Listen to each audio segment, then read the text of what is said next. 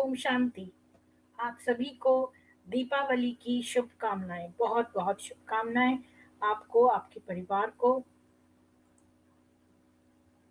अम, तो मैं कह रही थी कि आप सभी को दीपावली की बहुत शुभकामनाएं।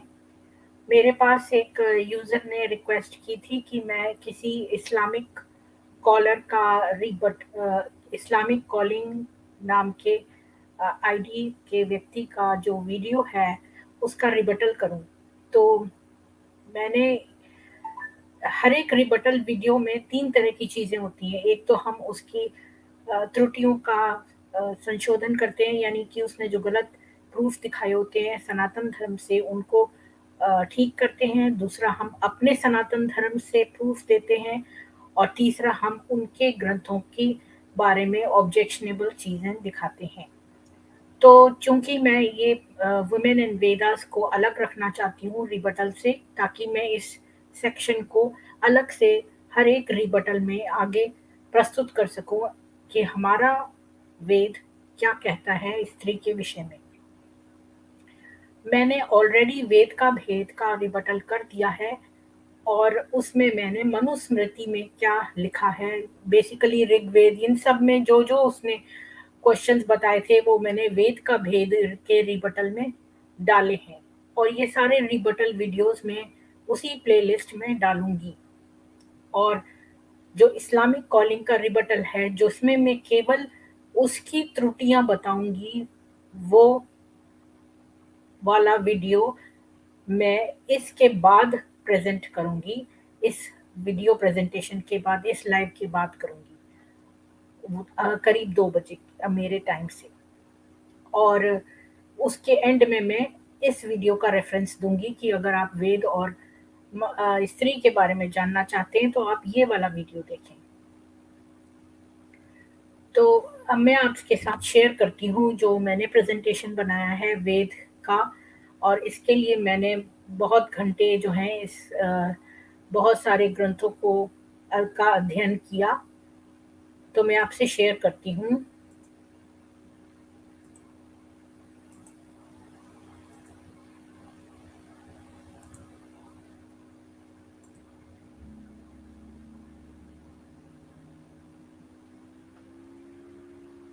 तो विमेन एंड द वेदास। तो लोग बहुत कहते हैं कि वेदों में लिखा है कि स्त्रियों को वेद पढ़ने की इजाज़त नहीं है। स्त्रियां जो है वो वेद के ग्रंथों को नहीं पढ़ सकती, उन्हें मना किया गया है, इत्यादि इत्यादि बहुत सारे वीडियोस में मैंने ऐसा देखा है। तो सबसे पहले मैं शुरुआत करती हूँ गॉड एज गॉडेस। तो सनातन धर्म में ईश्वर निराकार है, उसका कोई आकार नहीं है, उसका कोई जेंडर नहीं है। तो आप उसको एक पुरुष के रूप में या एक महिला के रूप में देख सकते हैं, पूज सकते हैं। तो आपको थोड़े से फैक्ट्स बता दूं कि ओम शन्नो देवीर्भिष्टिये अपो भवन्तु, ये अथर्व वेद के हैं, जो कि कहते हैं कि डिविनिटी जो है, दो देवत्व है, वो एक देवी है, जो एक गॉडेस है, जो कि पानी में रहती है और जो हमारे सारे डिजायर्स, हमारी सारी इच्छाएं और उम्मीदों को फुलफिल करती है, उन्हें उनकी पूर्ति करती है।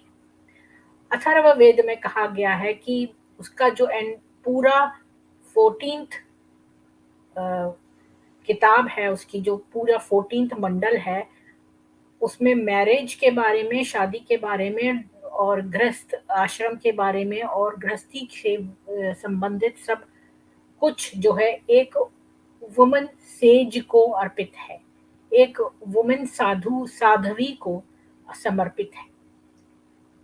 The ritual texts of the Vedas list women sages to whom homage must be offered while studying the divine texts. See, for instance, Ashwalayan Grahasutra 3.4.4, Shankhayan Grahasya Sutra 4.10, which enumerate women teachers such as Sulbha, Maitreyi, Vadava, Prathithei, etc. और पूर्व मीमांसा सूत्र 6.1. अच्छा, तो इसमें जो वेदास हैं, वेद हैं, उनमें जो साध्वी दी हुई हैं, ये कहा गया है कि हमें उन्हें श्रद्धा अर्पण करनी है।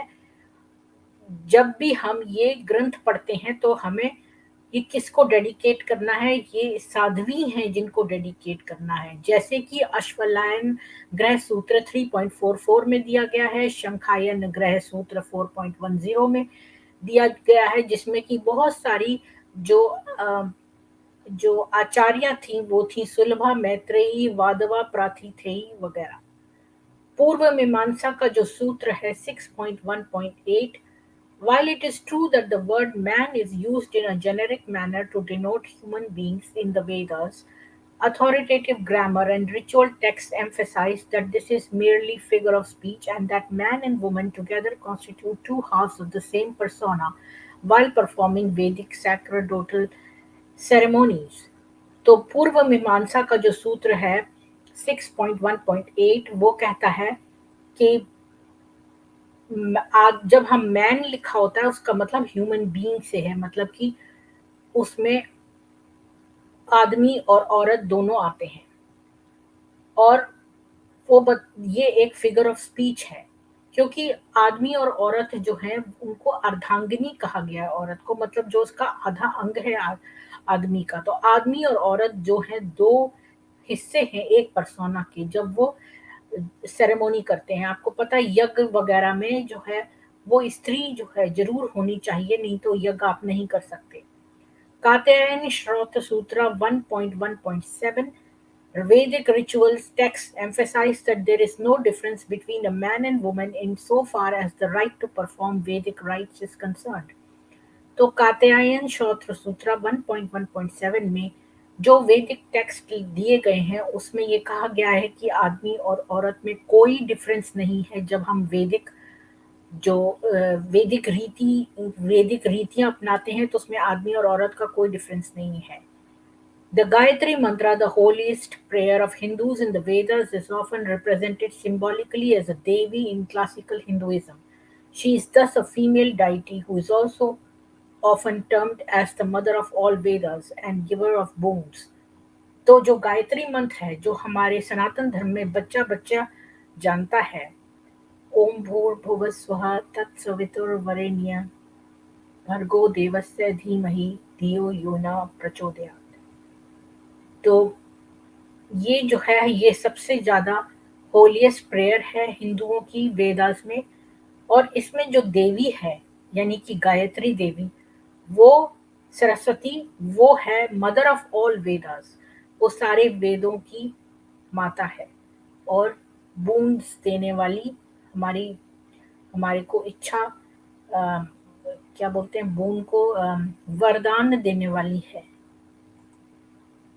तो ये आपने देखा है कि ये जो गायत्री मंत्र है और ये जो मंत्र है वरदा वदे माता स्त्रिता भरिमर्या वरदा वेद माता प्रचोदयन्ताम पावमानी द्विजानाम आर्यो प्रापानाम प्रजानाम पशून कीर्ति द्रविणम ब्रह्म वर्चसम महो द्वित्वा व्रजत ब्रह्मलोकम।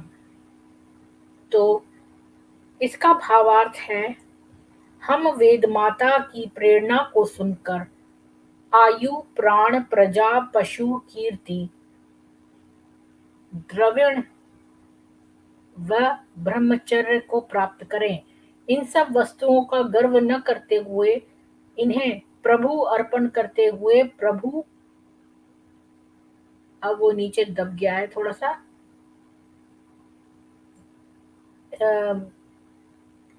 तो यहाँ से पढ़ लेते हैं। इन्हें मेरे प्रति अर्पण करने वाले होगे तो इन सब वस्तुओं को ब्रह्मलोक को प्राप्त करो। तो इसमें हमने देखा कि ये वेद माता है, यानी कि गायत्री देवी जो है, जो कि सरस्वती माता है, ये एक नॉलेज की देवी है और ये वेद माता है, ये वेदों की माता है। तो आप कैसे कह सकते हैं कि वेद स्त्रियां नहीं पढ़ सकती जब वेदों की माता ही गायत्री है। अब हम ये फैक्ट्स कंटिन्यू करते हैं कि Devi Aditi is the mother of all prominent devata such as Varun, Mitra, Aryaman, Rudra, Indra of kings and many other excellent sons. तो देवी अदिति को जो इन देवताओं की माता माना गया है, जैसे वरुण, मित्रा, Aryaman, Rudra, Indra. In the Shaiva tradition, numerous iconic representations, God is shown as Ardhanarishwar or God who is half woman, to emphasize that either God has no gender or he is both woman and man. तो शैवा tradition में जो है God को यानी कि ईश्वर को अर्धनारीश्वर रूप में दिखाते हैं, जैसे कि आपने ये तस्वीर में देख रहे हैं कि ये अर्धनारीश्वर है जो कि हाफ वुमन है, यानी कि ये सिंबॉलिक इमेज है जो कि दिखाती है कि ईश्वर जो है उसका कोई जेंडर नहीं है, वो दोनों है। आप उसे जिस भी रूप में एक्सपीरियंस करें, चाहे महिला के रूप में चाहे आदमी के रूप में। In the Vaishnava tradition, which is the most prevalent Hindu tradition today, God is worshipped as Vishnu together with Shri, who is Lakshmi. तो अब ये हमने शैवा ट्रेडिशन का बताया अर्धनारीश्वर। जो वैष्णव ट्रेडिशन है उसमें भी विष्णु जो है वो श्री यानी कि लक्ष्मी के साथ पूजे जाते हैं, जो कि आज दिवाली के अवसर पे लक्ष्मी जी की पूजा होती है और वो विष्णु जी की अर्धांगिनी थी। Lord Rama is worship with his wife Devi Sita. तो राम की वर्शिप भी देवी सीता के साथ होती है। Lord Krishna is worship with Radha. Krishna की राधा के साथ, यानी कि कोई भी ईश्वर जो है वो अकेले में नहीं है, हर एक के साथ देवी भी है। तो प्रभु और देवी दोनों ही उपस्थित हैं, चाहे वो शैवा ट्रेडिशन हो, वैष्णव ट्रेडिशन हो, राम हो, कृष्ण हो। When God is worshipped as divine couple by Hindu, the name of the feminine typically precedes that of masculine. For instance, we say that we are worshipping Sita Ram, Radhe Shyam, Uma Mahesh और Shri Vishnu and so on. तो जब हम ईश्वर को divine couple की तरह प्रार्थना करते हैं तो हम जो है महिला का नाम पहले लगाते हैं, यानी कि देवी का नाम प्रभु के पहले लगाते हैं। जैसे हम कहते हैं सीताराम, राधे श्याम, उमा महेश या श्री विष्णु। तो इससे आपको पता चलता है कि स्त्री की कितनी इंपॉर्टेंस है, देवी की ज्यादा इंपॉर्टेंस है। और अब मैं आपको बताती हूँ next point. Independent Hindu spiritual text with names such as Sitopanishad, Radhopnishad, and so on exist, which extol the greatness of the Devis in the divine pairs. तो हमने ऐसे ग्रंथ भी देखे हैं जिनका नाम रखा गया है उपनिषद या राधोपनिषद, यानी कि देवियां जो हैं, जो वेद माता है वो तो गायत्री है, और जो भी देवियां हैं उनका नाम प्रभु से पहले आता है और उनके नाम से ग्रंथ भी हैं। जैसे कि आपने देखा होगा कि देवी अम्बा, जिसकी हम नवरात्रि में पूजा करते हैं, नवरात्रि के व्रत के बाद 10 दिन 9 दिन के व्रत के बाद हम जो है वो देवी नवरात्रि जय अम्बा देवी की पूजा करते हैं। गंगा मैया और भारत माता, ये दोनों भी माताएं, यानी कि नदियां भी माताएं हैं। भारत यानी धरती भी माता है, भारत भी माता है, और अन्नपूर्णा देवी यानी कि अनाज की देवी भी माता है, और जो नदियां हैं सप्त नदी वो भी माता है। तो इस तरह हमने देखा कि जितनी भी जो ईश्वर है, वो एक तो ईश्वर गॉडेस के रूप में है, वेदों की माता गायत्री है, और जितनी भी देवियां हैं उनके नाम देवों से पहले लिए जाते हैं और उनके नाम से ग्रंथ भी हैं। अब हम देखते हैं कि कैसे रेयर वर्चूज हैं विमेन के वेदास में। ऋग वेदा का 6th छठे मंडल का 61 सूक्ति का 4था श्लोक है, प्राणो देवी सरस्वती विजय भ्रेव जीविना जीनिवाति धीनम वित्रा युवतु। इसका अर्थ है, the goddess of learning Saraswati endowed with divine virtues, powerful and protector of intelligence, may protect us by bestowing strength on us. Atharvaveda describes her as the symbol of religion or truthful behavior. अब इसको हम संस्कृत में actually में ऋग्वेद में से निकाल के देखते हैं। तो इसमें लिखा है, सरस्वती की आराधना हमारी अविद्या का विनाश करती है। यानी कि सरस्वती की आराधना करने से हमारी अविद्या यानी इग्नोरेंस का विनाश होता है। यह आराधना हमें सुदूर लक्ष्य पर पहुंचाने वाली होती है। सरस्वती की आराधना के लिए आवश्यक है कि हम सोम का पान करें तथा प्रभु स्तवन में पवित्र हों, जिससे वासनाओं का हमारे पर आक्रमण न हो। यानी कि हम लस्ट से बच सकें और इग्नोरेंस हमसे दूर हो जाए और हम प्रभु में लीन हो जाएं। तो सरस्वती की आराधना करने से ये सब होता है। ऋग्वेद के 6 श्लोक का नहीं, ये तो मैंने कर लिया था। अब देखते हैं मनुस्मृति का दूसरे मंडल का 145 वर्ष। उपनीय तुम यह शिष्य वेदामह्य पयेद द्विजः संकल्प सराहस्यम च धमाचार्य प्रचाक्षते। The one who can conduct the Upanaya Samskara and teach the Vedas is called the Acharya. तो आपको पता है कि जब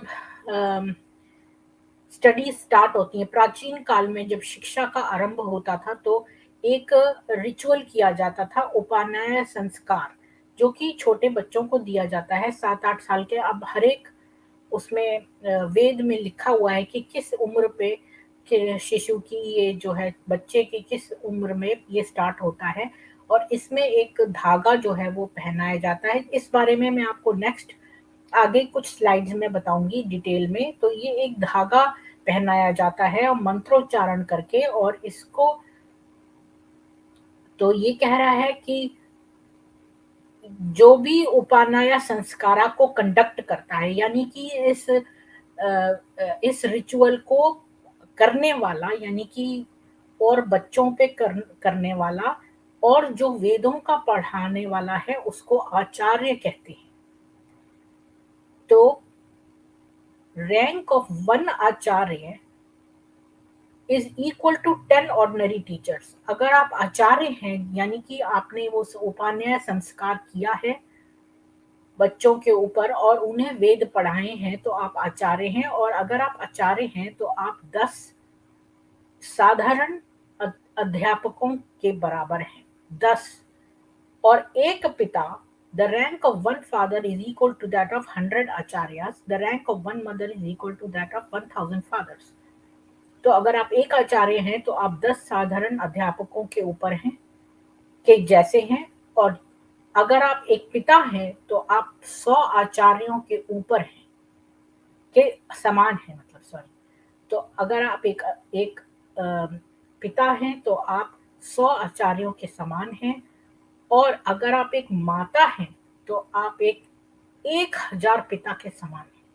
यानी एक माता 1000 पिता के बराबर है। तो आप समझिए कि इसमें माता का कितना बड़ा महत्व दिया है कि माता जो है, चूंकि वो बचपन से ही शिशु के अंदर अच्छे, जब से वो प्रेग्नेंट होती है तब से वो अच्छे संस्कार देती है, अच्छा लिटरेचर पढ़ती है, अच्छे ग्रंथ पढ़ती है, वेद पढ़ती है, और प्रेग्नेंट होने पर उसके बच्चे के अंदर यही संस्कार आते हैं। आपने सुना होगा महाभारत में कि अभिमन्यु ने कैसे जो है पेट के अंदर ही गर्भ के अंदर सुन लिया था सब कि कैसे जो रण की कुछ चीजें सीख ली थी उसके गर्भ के अंदर ही। तो आप सोच सकते हैं कि एक माता का जो रैंक है वो 1000 पिता के बराबर कहा गया है। तो कितना महत्व दिया गया है एक स्त्री को। अब ये भी इससे पता चलता है, ये मैंने एक्चुअल में निकाला है श्लोक, क्योंकि मैं हर एक चीज़ को वेरीफ़ाई करती हूँ। तो मैंने एक्चुअल श्लोक में से निकाला है, तो आप इसमें से देखेंगी श्लोक नंबर 15, जो कि आपने यहाँ पर देखा पिछले स्लाइड में कि ये था उपाध्याय यहाँ से, तो आप आचार्य उपाध्याय से 10 गुना, यानी आचार्य जो है वो उपाध्याय से 10 गुना है और पिता आचार्य से 100 गुना। तो पिता जो है वो आचार्य से 100 गुना है और माता पिता से 1000 गुना अधिक पूज्य है। यानी कि कितना पूजा के योग्य है, ये आपको यहाँ से पता चलता है कि माता जो है वो कितनी ज़्यादा महत्वपूर्ण है और पूजनीय है। अब मनुस्मृति का देखते हैं तीसरे मंडल का 55वां श्लोक। यत्र नार्यस्तु पूज्यन्ते रमन्ते तत्र देवताः। Wherever women are honored, there is heaven, यानी abode of gods, and where they are not, there all activities fail. तो ये कहता है, मैंने एक्चुअल श्लोक भी निकाल लिया है, तो इसमें आप मिडल वाला देखिए, यत्र नार्यस्तु पूज्यन्ते रमन्ते तत्र देवता, यत्रेतास्तु न पूज्यन्ते सर्वास्त्रता फला क्रिया। यानी कि जिस कुल में स्त्रियों का सत्कार किया जाता है उस कुल पर देवता प्रसन्न रहते हैं, जहां नहीं किया जाता है वहां धर्म कर्म निष्फल होते हैं। और भी बहुत कुछ लिखा हुआ है जो स्त्रियों के लिए करना चाहिए, स्त्रियों का महत्व बताता है। अब अगला देखते हैं कि आपको पता है कि ये कहानी थी शबरी की, जो कि एक शूद्रा थी, और जब उसने सुना कि श्री राम पधार रहे हैं तो उसने बेर लेने गई और हर एक बेर चख चख के उसने श्री राम को खिलाया, यानी अपने झूठे बेर खिलाए और श्री राम ने उनके झूठे बेर खाए। इसे कहते हैं भक्ति।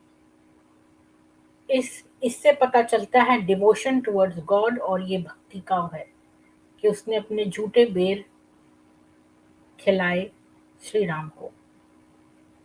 अब अगले पे चलते हैं, वुमन और यज्ञ। यज्ञ जो है वो एक सनातन धर्म का एक बहुत ही महत्वपूर्ण पहलू है, और हर एक जगह वेदों में लिखा है कि यज्ञ जरूर करना चाहिए। और अब हम देखते हैं क्या स्त्रियां यज्ञ कर सकती हैं।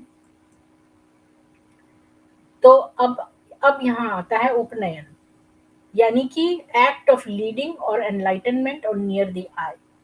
तो ये जो उपनयन संस्कार किया जाता है, तो अब हम उसके बारे में चलते हैं। जो मैं आपको बता रही थी कि ये एक, आप देख रहे हैं कि एक एक बच्चा है जिसको कि इन्होंने थ्रेड पहनाया है, जो सेक्रेट थ्रेड है, और उसके लेफ्ट शोल्डर से निकाला है।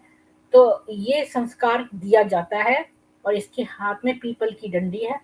तो ये जब प्राचीन काल में जो है वो बच्चे जाते थे गुरु के पास आश्रम में पढ़ने के लिए, तो उनका ये संस्कार किया जाता था और वो वेद विद्या ग्रहण करने जाते थे। और जो बच्चियां थीं वो इतने वर्षों के लिए जो है माता पिता से दूर और किसी आश्रम में नहीं इस तरह से रहती थी, और यही वजह है कि वेद जो है वो पर फिर भी जो जो बच्चियां बहुत ही इसकी तरफ ध्यान देती थी और ऐसा करना चाहती थी, तो वो वेद भी पढ़ती थी। पर यह एक बहुत बड़ा कारण है क्योंकि प्राचीन समय में केवल छोटे बालक ही जाते थे अपने सुदूर किसी गुरु के आश्रम में रहकर, और वहां अनेक वर्षों तक ब्रह्मचर्य का पालन करते हुए वेदों का ग्रहण करते थे, और बच्चियों के लिए यह संभव नहीं था। यह एक कारण था कि वेद जो है वो बहुत ज्यादा जो है वो नहीं पढ़े बच्चियों ने। लेकिन वेदों में ऐसा नहीं लिखा है कि स्त्रियां वेद न पढ़ें, और जो लोग भी ऐसा कहते हैं मैंने उनके लिए अलग से जो उन्होंने कुछ प्रूफ दिखाए हैं उसका मैंने रिबटल अलग वीडियो में किया है। यहाँ मैं आपको प्रूफ दिखाऊंगी कि वेद कहते हैं कि स्त्रियां जो हैं वो वेद पढ़ें, और बालक और बालिका जो है वो समान है, और यज्ञ जो है वो बिना स्त्री के पूर्ण नहीं हो सकता। और मैं आपको बहुत सारे एग्जाम्पल्स दिखाऊंगी जहाँ स्त्रियों ने वेद पढ़े हैं। और अ, खैर अभी अभी मैं आपको ये दिखाती हूँ कि उपनयन संस्कार न केवल बालक का होता था बल्कि बालिका का भी होता था। इसके लिए मैं आपको जो है वो धर्मशास्त्र वॉल्यूम 2 दिखाऊंगी। तो ये है अ,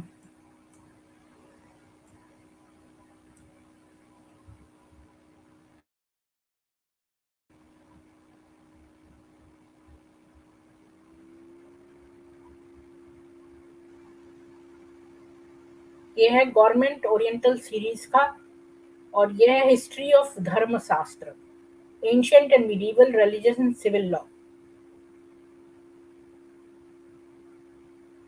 उसके वॉल्यूम 2 है, और ये बहुत पुराना है, 1941 का। और मैं इसकी सूची में जाके देखती हूँ।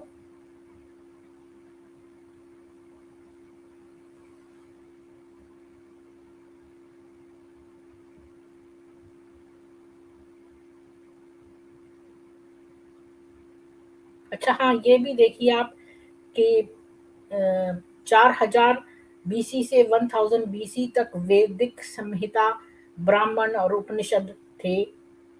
और 800 बीसी से, यानी कि हमारे ये सनातन धर्म इतना पुराना है, ये इसी टेबल से आपको दिख जाएगा कि 4000 बिफोर क्राइस्ट से लेकर 1000 ईयर्स बिफोर क्राइस्ट तक क्या हुआ। और ये इस्लाम तो खाली 1400 साल पुराना है, ये तो 4000 बिफोर क्राइस्ट है। तो ये आप सोच सकते हैं कि ये कितना प्राचीन हमारा धर्म है। और इसमें हम देखते हैं उपनयन संस्कार जो है। अब इन संस्कारों में ये होगा चैप्टर उपनयन, ये है चैप्टर 7 उपनयन संस्कार। और हम ये देखेंगे कि उपनयन संस्कार क्या बालिकाओं का भी होता था या खाली बालकों का होता था। 268 पेज पे है।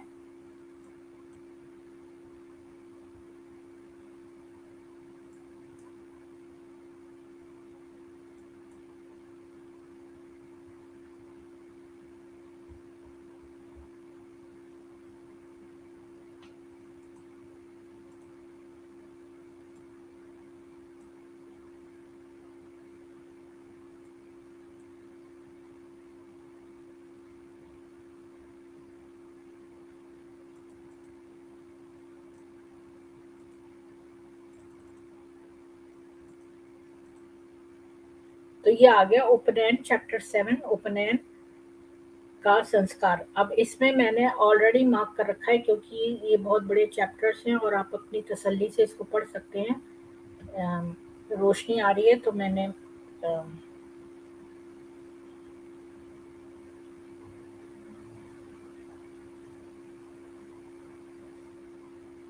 ये बहुत डिटेल में बता रहा है कि कैसे क्या क्या करें, किस उंगली से घी को छुएं, किस उंगली से क्या करें, बहुत ज़्यादा डिटेल में है ये।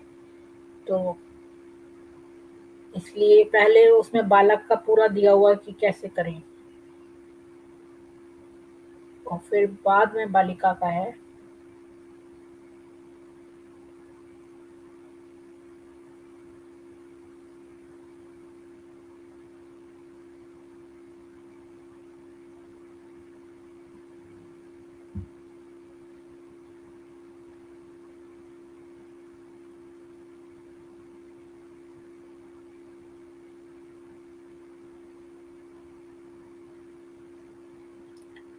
हाँ, तो अब आप इसमें देखिए कि यहाँ लिखा है in the Govila Granth, it is said, leading forward towards the sacred fire from the house, the bride, who is wrapped in a robe and wears the sacred thread slung from her left shoulder in the Yajnopavit mode. He, the husband, should murmur the verse Soma gave her to Gandharva. It is clear that the girl, according to Grobila, wore the यज्ञोपवीत, यानी कि जो यज्ञ करने के लिए जो धागा पहनते हैं वो उसने पहना हुआ है. The commentator to whom this procedure naturally seemed strange explains यजो यज्ञोपवीतम as meaning whose upper garment is worn in the fashion of the sacred thread. और उसका जो अपर गारमेंट है यज्ञोपवीतम का मतलब ये होता है कि जो उसका अपर गारमेंट है वही उसने एक थ्रेड की तरह पहना है. इन द संस्कार तत्व of Raghunandan, it is stated that Hari Sarma held that according to Gobila, the bride was to wear a yajnopaveet. अच्छा, अब हम इसमें यहाँ चलते हैं. इन द महाभारत, तो महाभारत में वन पर्व 305.20, a Brahmin is said to have taught mother of Pandava's heroes a number of mantras from the Atharva Siraj. तो एक ब्राह्मण ने ऐसा इस वन पर्व में लिखा हुआ है कि एक ब्राह्मण ने जो है वो पांडवों की माँ यानी कि कुंती को बहुत सारे अथर्व सिरा के मंत्र सिखाए थे.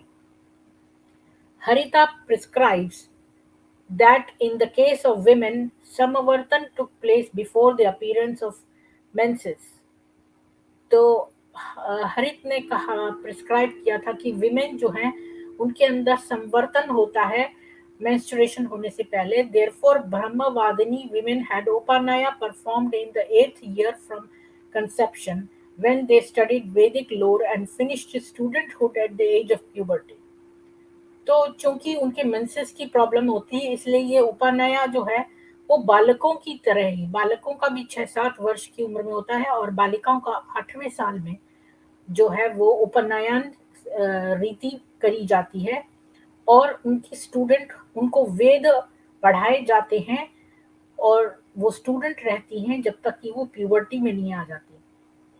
Yama says in the former ages tying of the girdle of Munja Upanayan was desired in the case of maidens. They were taught the Vedas and made to recite the Savitri verse. तो यहाँ यम कहते हैं कि पूरा प्राचीन काल में मुंज जो है उसका गर्डल बांधने से यानी कि उपनयन यानी कि ये एक संबोधन होता है, ये एक क्या बोलते हैं एक सिग्नल होता है कि उनका वैदिक स्टडी स्टार्ट होने वाला है और उसकी जो वैदिक रिचुअल जो है वो करते हैं वो. और उसके बाद सावित्री मंत्र यानी कि गायत्री मंत्र के साथ और उसको जो है वो वेदास पढ़ाते हैं. तो यहाँ साफ लिखा है they were taught the Vedas and made to recite the Savitri मंत्र. तो गायत्री मंत्र उनसे गवाया जाता है और वेद पढ़ाए जाते हैं. Either their father, uncle or brother taught them and not a stranger, and begging was prescribed for a maiden in the house itself, and she was not to wear deer skin or bark garment and was not to have matted hair. तो चूंकि एक बालक को जो है ब्रह्मचर्य जब वो करता है, जब वो स्टूडेंटहुड में होता है और उपनयन संस्कार करने के बाद जब वो गुरुकुल में जाता है और वेद पढ़ता है तब उसको जाके घर जाकर भीख भी मांगनी पड़ती है. पर लड़कियों बच्चियों के केस में जो है वो घर में ही उन्हें भीख मांगनी पड़ती है, उन्हें और घरों में जाकर भीख नहीं मांगनी पड़ती. तो जो बच्चियां हैं उनके लिए थोड़ा सा फर्क कर दिया है कि वेद तो वो पढ़ेंगी पर जो भीख मांगेंगी वो घर ही में जाके मांगेंगी. और फिर ये पढ़ते हैं इन बाणभट्ट कादंबरी Mahashweta, who was practicing tapas, is described as one whose body was rendered pure by wearing a Brahma Sutra, यज्ञोपवीत. और बाणभट्ट की कादंबरी में जो महाश्वेता है जो है उसकी नायिका है जो कि तपस कर रही है यानी वो तप कर रही है और उसकी बॉडी भी ब्रह्म सूत्र से प्योर है और वो भी यज्ञोपवीत है. तो अब आपने देखा कि यहाँ साफ साफ लिखा है कि बच्चियों को जो है वो वेद पढ़ाए जाते हैं. तो ये जो जिसने भी आपको ये बोला है कि वेद नहीं पढ़ाए जाते, वो गलत है और ये साफ साबित करता है कि बच्चियों को भी वेद पढ़ाए जाते थे। पर भीख जो है वो घर-घर जाके नहीं माँगती थी। भीख नहीं बोलना चाहिए, क्या बोलते हैं उसको, जो जो ब्राह्मण घर-घर जाकर दक्षिणा वो माँगते हैं, ब्रह्मचर्य जो बालक होते हैं वो जाकर माँगते हैं, वो नहीं बच्चियों को माँगना पड़ता था, बस ये था डिफ़रेंस, वो घर में ही माँगती थी। अब कालिदास की आप पढ़िए ये स्टोरी। आपने ये देखी होगी कि कालिदास जो था वो एक वो था ए ए ये आपने तस्वीर देखी होगी कि कैसे एक आदमी जो है वो बैठ के उसी डाल को काट रहा था जिस पर वो बैठा था। तो इसकी स्टोरी भी बड़ी इंटरेस्टिंग है और मैं आपको इसकी स्टोरी बताती हूँ।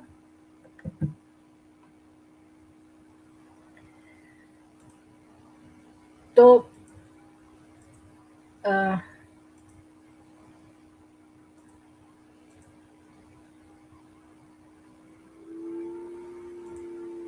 हाँ, तो बड़ी तेज़ धूप आ रही है और मुझे फिर से ये धूप वाली प्रॉब्लम हो रही है। तो मैं 1 मिनट कर्टन्स ड्रॉ कर देती हूँ।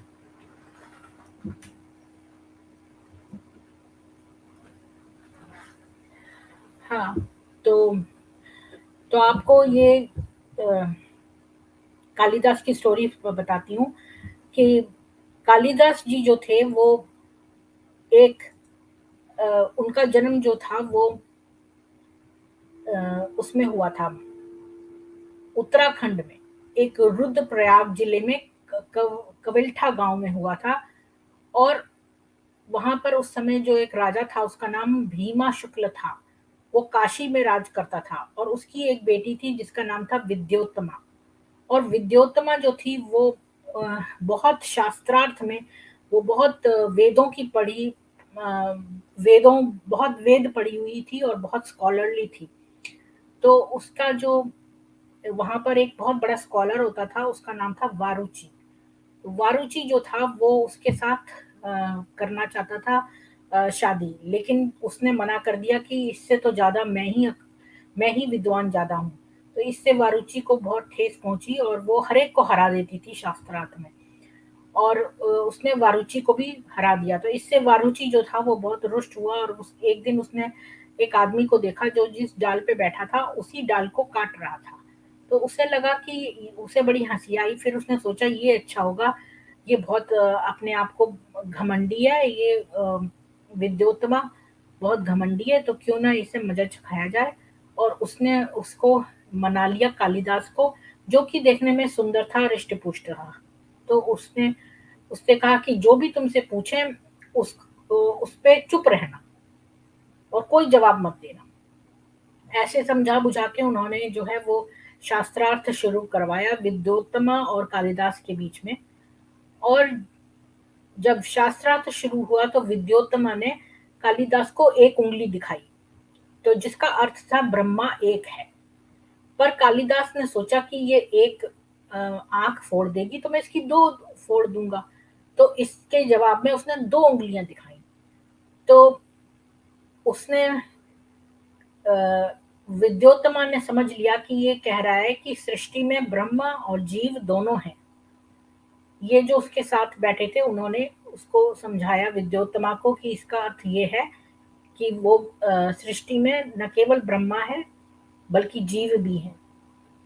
तो फिर वो समझ गई। फिर उसने 5 उँगलियाँ दिखाई, जिसका अर्थ था कि हमारा जो शरीर है वो 5 तत्वों से बना है। तो इस पर कालिदास ने सोचा कि ये मुझे थप्पड़ मारना चाहती है, तो उसने अपनी जो है वो उस उँगलियों को जो है जोड़कर ऐसे दिखाया मुक्का। और उसने कहा कि अच्छा तो मैं इसे मुक्का मारूँगा, तो उसने मुक्का दिखाया। तो उसके साथ जो अ, स्कॉलर्स थे, विद्वान थे, उन्होंने विद्योत्तमा को कहा कि इसका मतलब है कि पांचों तत्व तो अलग हैं पर मन तो एक ही है और मन सभी तत्वों को संचालित करता है। इसलिए विद्योत्तमा को जो है वो उसने वो उसका लोहा मान गई और उसने कालिदास ने विद्योत्तमा को हरा दिया और इस प्रकार दोनों में शादी हो गई।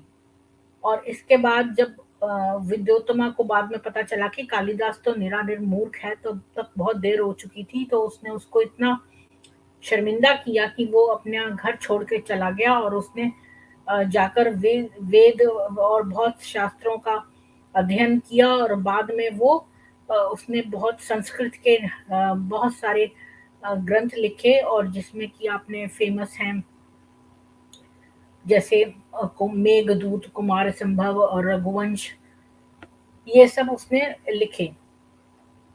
तो तो ये थी कालिदास की कहानी कि कैसे विद्योत्तमा भी थी जो कि बहुत शास्त्रार्थ पढ़ती थी और जो बहुत ही पढ़ती थी, कह रही हूँ शास्त्रार्थ करती थी, क्योंकि वो वेदों की बहुत बड़ी ज्ञाता थी। तो अगर स्त्रियों को वेद पढ़ना अलाउड नहीं था, तो विद्योत्तमा ने कैसे पढ़ लिए उस समय, काशी की जो राजकुमारी थी। तो अब मैं आपको अगला दिखाती हूँ मध्यांदिना बृहदकरण्य उपनिषद से। तो उसके लिए मैं शेयर करती हूँ आपसे।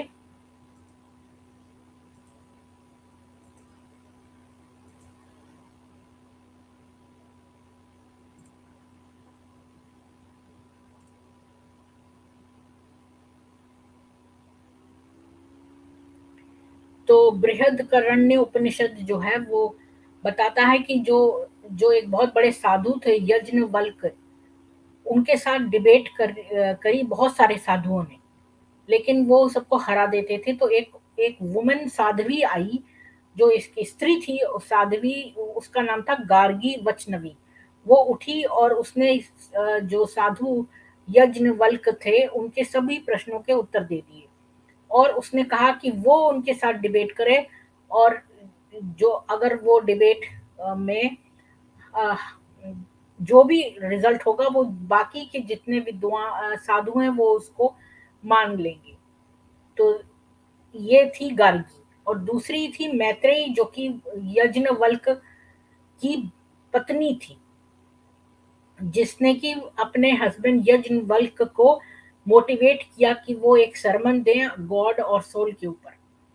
और आपको पता है कि ये मैत्रेयी और गार्गी जो दोनों थी महिलाएं इतनी ज्ञाता, इनके नाम पर मैत्रेयी और गार्गी कॉलेज बने हैं दिल्ली में।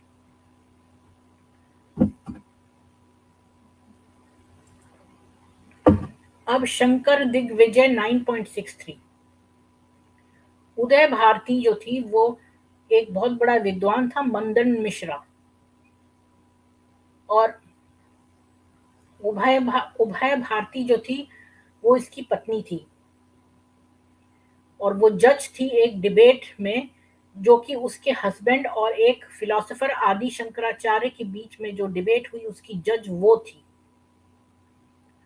और जब उसका पति हार गया और आदि शंकराचार्य जीत गए तो उसने खुद चैलेंज किया आदि शंकराचार्य को। ये 8वीं सेंचुरी की बात है कि उसने शास्त्रार्थ किया आदि शंकराचार्य के साथ।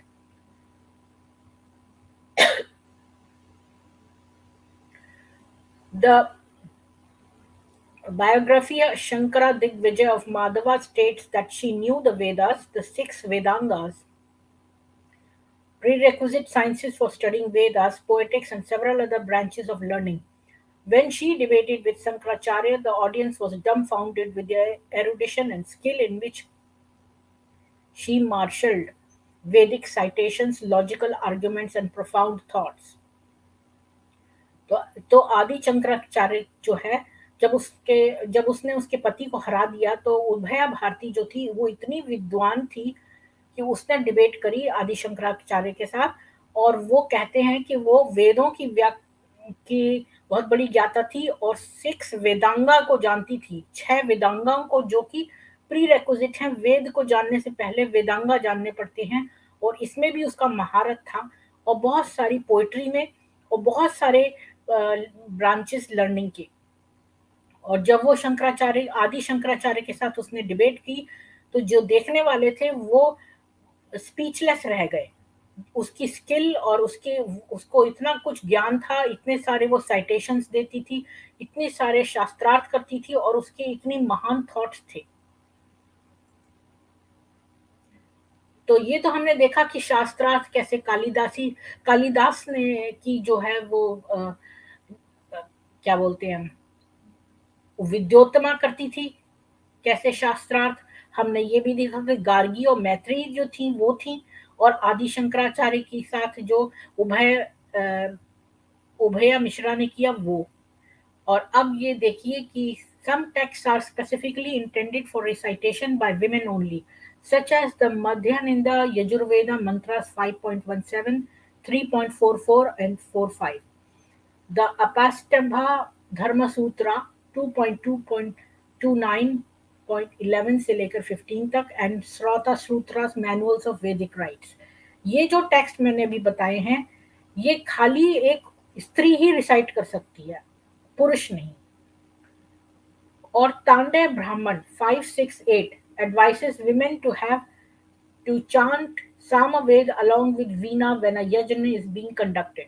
ये ऋग्वेद का भी है, और यही चीज मैंने ऋग्वेद में एक श्लोक में पढ़ी है कि वहां कहा जाता है कि जो स्त्री है उसको सामवेद साथ साथ रिसाइट करना है, और वीणा के साथ, जबकि एक यज्ञ हो रहा हो तो। Or some Vedic texts actually cite women as authorities on minutiae of Vedic rituals, as for example, Aitreya Brahmana 2.9 cites the opinion of Kumari Gandharva Grihita on the Agnihotra ritual. और कुछ वैदिक टेक्स्ट ये भी कहते हैं कि स्त्रियां ही authority हैं, मतलब वही इसका संचालन करती हैं, वैदिक रीतियों का वही मॉनिटर करती हैं, वो सुपरिंटेंडेंट होती हैं पूरे वैदिक रिचुअल को देखने के लिए। उनके ऊपर कोई पंडित नहीं है, वही सबसे ऊपर है, और वही उनके निरीक्षण में ये सब होता है। जैसे कि अत्रेय ब्राह्मणा 2.9 ने बताया है कि कुमारी गंधर्व गृहता में अग्निहोत्र रिचुअल के बारे में, कि वो अग्निहोत्र रिचुअल जो है वो स्त्रियों के निरीक्षण में होता है। गौभिला ग्रह सूत्र 1.3.15, खदीरा ग्रह सूत्र 1.5, 17 और 18। Since the wife is indeed the pivot of the house, she was entitled to perform the Sandhya or the morning and evening rituals with the sacred altar and Vedic texts. All women in the Aryan Vedic society used to wear the sacred thread either as brahmacharinis or as married women. तो जो गोभिला ग्रह सूत्र है और खदीरा ग्रह सूत्र है, इनके जो मैंने आपको बताया है वर्ष नंबर, इसमें जो है ये कहा है कि वाइफ जो है, जो स्त्री भार्या है, वही मेन है एक एक ग्रह में, एक गृहस्थ आश्रम में एक पत्नी ही मेन है, और उसको संध्या पूजा, मॉर्निंग और इवनिंग की जो रिचुअल्स हैं, जो सेक्रेड ऑल्टर बनाते हैं और जो वैदिक टेक्स्ट पढ़ते हैं, उसके लिए वही रिस्पॉन्सिबल है। यानी क्योंकि घर की मालकिन वो है, तो जो घर में होने वाली जो वंदन है, जो मॉर्निंग में होता है और जो इवनिंग में, उसके लिए केवल एक जो है महिला ही, जो घर की मालकिन है, वही रिस्पॉन्सिबल है। और all women in the Aryan Vedic society used to wear the sacred thread।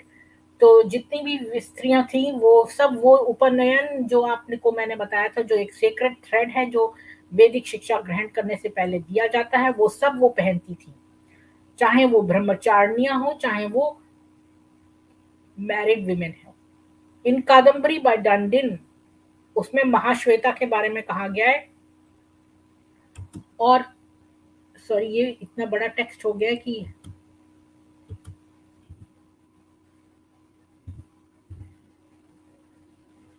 lady named Mahashweta is described as adorned with a white sacred thread that shone like pure moonlight। तो एक 8th century में भी एक कादम्बरी चीज थी, वो भी बहुत वैदिक रिचुअल्स करती थी, और वो भी एक सेक्रेड थ्रेड पहनती थी, ये उपनयन, ये जो वैदिक रिचुअल का थ्रेड है, जो जो कि वेद पढ़ते हैं उनका, तो वो भी पहनती थी, जो कि चमकता था चांदनी की तरह। और आपने देखा होगा कि सनातन धर्म में जो जो शादियां होती हैं, वो भी उनमें सप्तपदी होती है, तो उसमें भी 4 3 या 4 राउंड्स जो हैं वो स्त्री आगे रहती है पुरुष के। जैसा कि आप इस पिक्चर में देख रहे हैं, तो आपने अगर शादी की है तो आपको पता होगा कि उसमें कुछ राउंड्स जो हैं वो स्त्री के पहले पीछे-पीछे उसका हस्बैंड होता है और आगे-आगे वाइफ होती है। रामायण और महाभारत में देखते हैं, रामायण में जो कौशल्या थी, वो डेली अग्निहोत्र करती थी। अग्निहोत्र मतलब फायर सैक्रिफाइस, और ये एक तरह का यज्ञ होता है, और यज्ञ वही करते हैं जो वेद पढ़े होते हैं, with Vedic mantras, as do Tara and Sita. तो ये सब करती थी। तारा जो थी वो शायद बाली की स्त्री थी, और सीता राम की स्त्री, और ये सब वैदिक मंत्र पढ़कर अग्निहोत्र करती थी कौशल्या के साथ साथ ये लोग। और महाभारत में देखें तो सावित्री, सावित्री जो थी वो सत्यवान की सावित्री, और अम्बा जो थी वो जो 3 बहनें थी, अम्बा, अम्बालिका वगैरह, जिनको कि जो क्या नाम था उनका, अम, अभी मुझे ध्यान नहीं आ रहा, वो ले आए थे। तो वो वो भी वैदिक रिचुअल करती थी, वैदिक टेक्स्ट पढ़कर। तो ये सब आपने देखा कि न केवल रामायण के ज़माने में, आदि शंकराचार्य के ज़माने में, कालिदास के ज़माने में, इन सब में जो है वैदिक रिचुअल्स करती थी स्त्रियाँ, और वेद पढ़ती थी। तो यहाँ मैंने रामायण का प्रूफ दिया है, महाभारत का दिया है,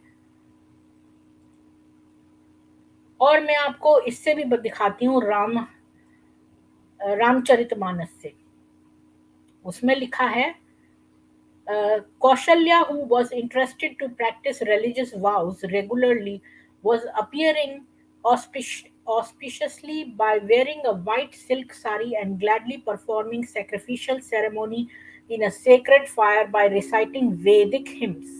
तो आपने ये देखा कि जो ये रामायण का श्लोक है नंबर 15, इसमें ये दिया है कि कौशल्या जो है वो जो है रेगुलरली अपने वाउस को जो है प्रैक्टिस करती थी, जो उसने वचन लिए थे, और वो एक वाइट सिल्क की साड़ी पहनती थी, और वो एक सैक्रिफिशियल सेरेमनी करती थी जो कि अग्निहोत्र जिसको कहते हैं, सेक्रेड अग्नि में, और वैदिक हिम्स को रिसाइट करती थी।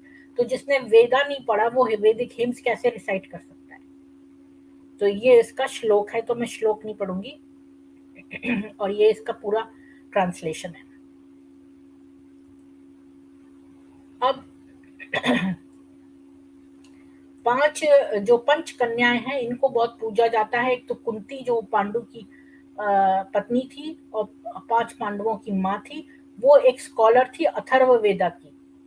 तो वो बहुत बड़ी ज्ञाता थी, स्पेशली उसकी स्पेशलिटी जो थी वो अथर्ववेदा थी, उस पे उसका महारत था। द्रौपदी जो थी वो जो 5 पांडवों की थी पत्नी, और जो लॉर्ड कृष्णा उसको खुद बचाने आए थे। तारा जो थी वो किंग बाली की थी और वाइफ थी, और जो सेज गौतम की वाइफ अहिल्या थी, और एक मंदोदरी जिसने कि रावण से कहा कि वो सीता को छोड़ दे। ये पांचों जो हैं ये सब वेद पढ़ी हुई थी, और ये सब जो थी इनको पंचकन्या कहा जाता है, जो कि ये बहुत इनको ऊंचा महत्व दिया जाता है। और ये भी डिवाइन विमेन है। सीता, आपको पता है माता सीता जो कि धरती से निकली थी और जनक की बेटी थी और श्री राम की पत्नी थी, और इनकारनेशन थी देवी लक्ष्मी का, क्योंकि राम, श्री राम जो थे वो विष्णु के अवतार थे, तो सीता जो थी वो लक्ष्मी जी की अवतार थी। सावित्री वो सत्यवान वाली सती, और अरुंधति जो कि वशिष्ठ की। ये 4 जो थी ये डिवाइन वुमेन थी, और दमयंती जो थी वो भी विमेन सेंट्स भी हुई हैं। जैसे मीराबाई, आपको पता है मीराबाई एक बहुत बड़ी सेंट थी, और वो भजन गाती थी, एक तारा बजाती थी, और वो उसने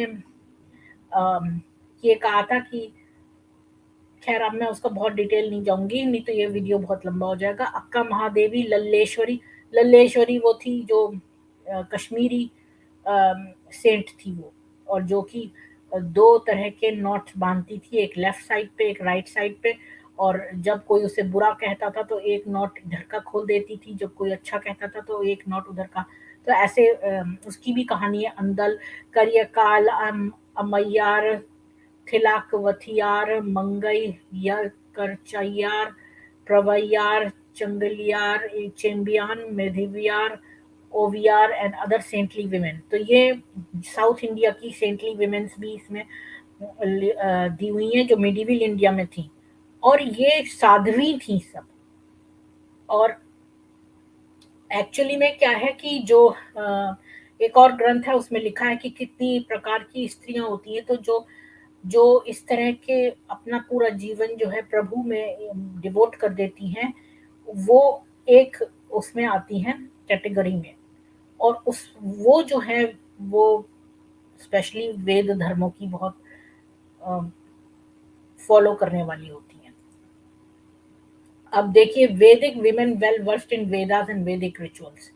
गोषा, गोदा, विश्ववरा, पाला, अदिति, जहू, इंद्राणी, वेदवती, उर्वशी, शची, श्रीथावती, सिद्धा, श्रीमती, शिवा, सुलभा, स्वधा, वपुना, धारिणी, रोमाशा, लोपमुद्रा, यमी, शश्वथी, इदा, गार्गी और मैत्री।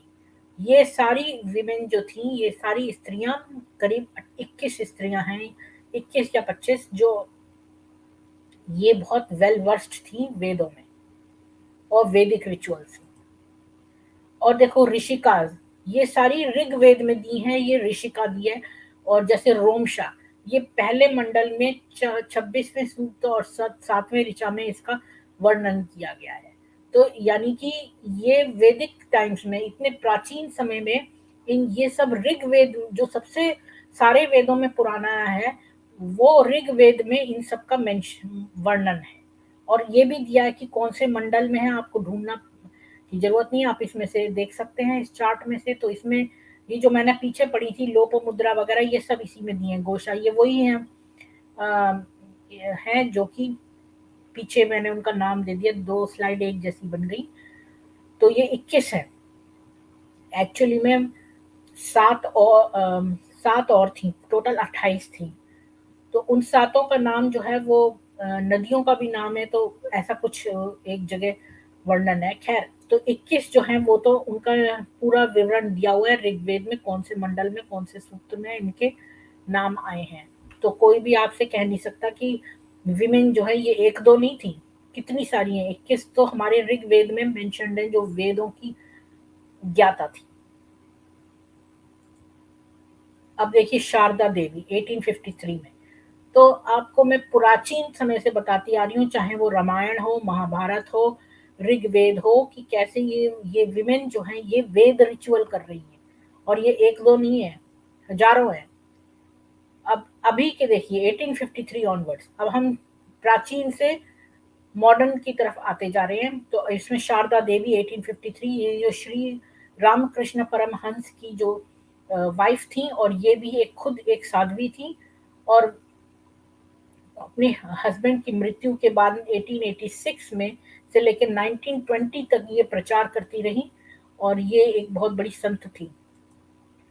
और अभी आजकल भी आपने देखा होगा आनंदमयी माता, जो कि 1982 में चली गई, ये हिंदू थी, और इनके हस्बैंड खुद इनके भक्त बन गए थे।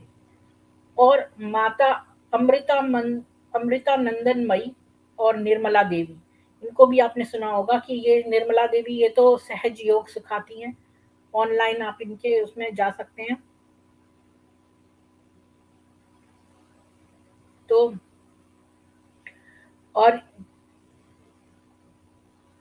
तो ये मैंने बहुत सारी हैं उसमें, पर मैंने बहुत इंपॉर्टेंट सिलेक्टिव लिए, क्योंकि इसका फिर एंड ही नहीं होगा। अगर आप ढूंढेंगे तो 100 से ऊपर आपको मिल जाएंगी, गूगल सर्च करके देखेंगे तो अब मैं आपको एक दिखाती हूँ और प्रूफ।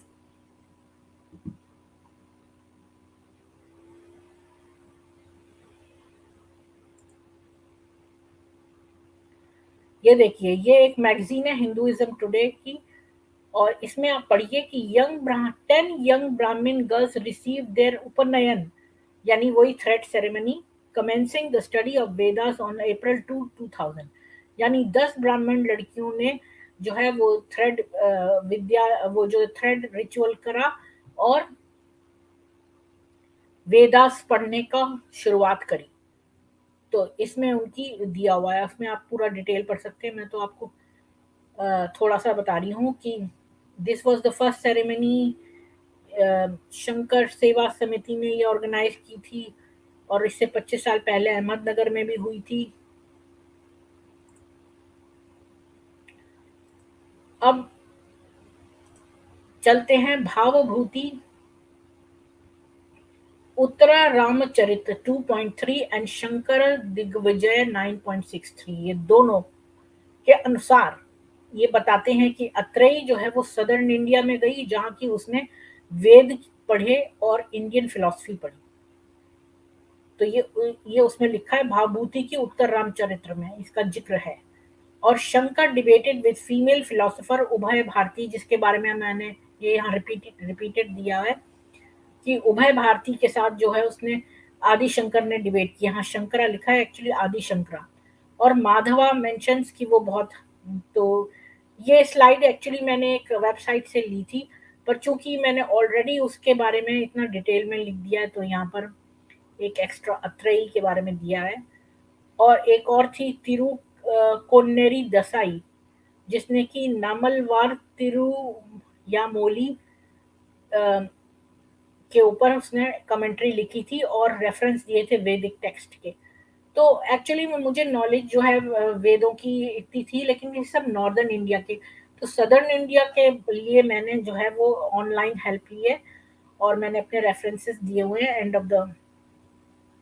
ऑफ द अपनी प्रेजेंटेशन में, और मैंने ये बहुत जगह से वेरीफाई किए हैं, तो ये सारे ट्रू हैं। और विमेन एसेंशियल फॉर वैदिक रिचुअल्स। अब ये कहते हैं कि वेद की जो आप रीतियां हैं वो पूरी नहीं कर सकते बिना स्त्री के। The Vedas say that a man must not perform any वैदिक सैक्रामेंट्स और rituals if he becomes a widower. तो अगर एक आदमी की स्त्री मर जाती है और वो विडो हो जाता है तो वो यज्ञ कर ही नहीं सकता। A man can perform Vedic sacrifice only if he has his wife by his side. Once he loses a wife, he has no right to perform even Agnihotram, says the Vedas. तो वेद के अनुसार अगर किसी आदमी की स्त्री पत्नी मर जाए तो वो कोई यज्ञ कर ही नहीं सकता, ना कोई सैक्रिफाइसेस फायर के, जैसे हम सैक्रिफाइस करते हैं घी का सैक्रिफाइस, सामग्री डालते हैं, ये सब सैक्रिफाइस हम नहीं कर सकते, अग्निहोत्रम तक नहीं कर सकते वेदास के अनुसार बिना पत्नी के। और ये श्लोक है पत्नी वत्सायग्निहोत्रम भवति। और प्राचीन काल में देखा गया था कि आदमी रोता था औरत की डेड बॉडी के साथ कि अरे तुम चली गई, अब तो मैं अब वैदिक सेक्रीफाइस तुम्हारे बिना कैसे करूंगा। और इस बात का प्रूफ हम इससे भी देखते हैं कि जब अरे वो मैंने यहाँ पर नहीं डाली स्लाइड कि राम जो थे, वो श्री राम, उन्होंने जब सीता गई हुई थी जंगल में, तो जब वो नहीं थी उनके साथ, तो उन्होंने उनकी सोने की प्रतिमा बनाकर यज्ञ किया था। ये आगे मैं आपको दिखाऊंगी। एनीवेज, आपको पता है कि जो लास्ट राइट्स हैं, कहते हैं कि उसमें ये हर एक मजहब में भी दिया है कि भाई आपने कभी नहीं देखा होगा कि फ्यूनरल के साथ जो है औरतें जाती हैं। ये लोग इस्लाम के साथ कंपेयर करते हैं, आपने कभी देखा है कि इनके डेथ उसमें कोई वुमन गई हो? और हमारे स्क्रिप्चर्स में कुछ भी नहीं कोई कोट कर सकता कि वुमेन को मना किया गया है वेद पढ़ने से, बल्कि इसके विपरीत मैंने आपको प्रूफ दिखाया है कि लिखा है कि वुमेन को वेद पढ़ाए जाते थे। और एक औरत थी गुलाब बाई त्रिपाठी, जो कि 11 साल से की उम्र से ही उसने डेथ राइट्स भी करने शुरू कर दिए, क्योंकि आपको पता है कि पंडित ही जो है वो जन्म के राइट्स करता है, और पंडित ही जो है वो यानी वेदों का ज्ञाता पंडित वही करता है लास्ट राइट्स भी।